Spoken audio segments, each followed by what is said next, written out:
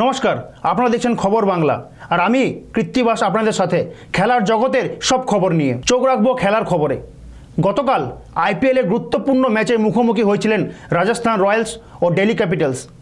কোন দল জয়ী হলো এই ম্যাচে দেখে নেব রিপোর্ট। আইপিএলের গুরুত্বপূর্ণ ম্যাচে মুখোমুখি হয়েছিলেন পাঞ্চ ব্রিগেড অর্থাৎ দিল্লি ক্যাপিটালস, অন্যদিকে সঞ্জু স্যামসনের রাজস্থান রয়্যালস।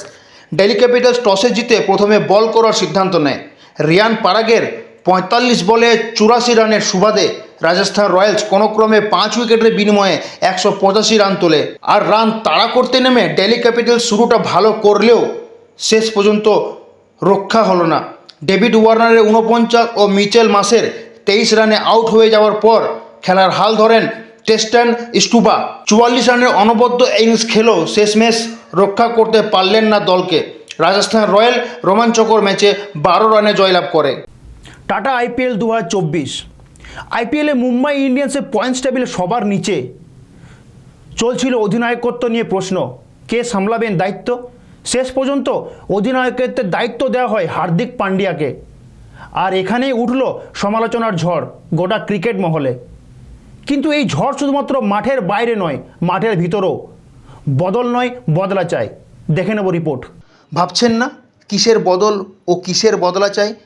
প্রসঙ্গত বলে রাখি, এটা কোনো রাজনৈতিক স্লোগান নয়, এটা ক্রিকেট মাঠে আত্মমর্যাদার লড়াই। হ্যাঁ, 2024 টাটা আইপিএল চলছে আর প্রত্যেকটি দলই কিন্তু কোনো না কোনো জায়গায় সমালোচনায় জড়াচ্ছে। এটাই স্বাভাবিক, কারণ এমনি আইপিএল পৃথিবীর সবথেকে বড় ক্রিকেট লিগ হয়ে ওঠেনি। আর যখন সমালোচনারই কথা বলি তখন কিন্তু মুম্বাই ইন্ডিয়ান্স সবার আগে। এবার হয়তো আপনাদের মনে পড়বে হার্দিক পান্ডিয়া বনাম রোহিত শর্মা। হ্যাঁ, একজন বর্তমানে মুম্বাই ইন্ডিয়ান্স দলের অধিনায়ক, আরেকজন মুম্বাই ইন্ডিয়ান্স দলের অধিনায়কত্ব সামলেছেন প্রায় বহুদিন ধরে। 2024 টাটা আইপিএল মুম্বাই ইন্ডিয়ান্স দলের অধিনায়ক কে হবেন সেই নিয়ে অনেক জল্পনা কল্পনা চলছিল।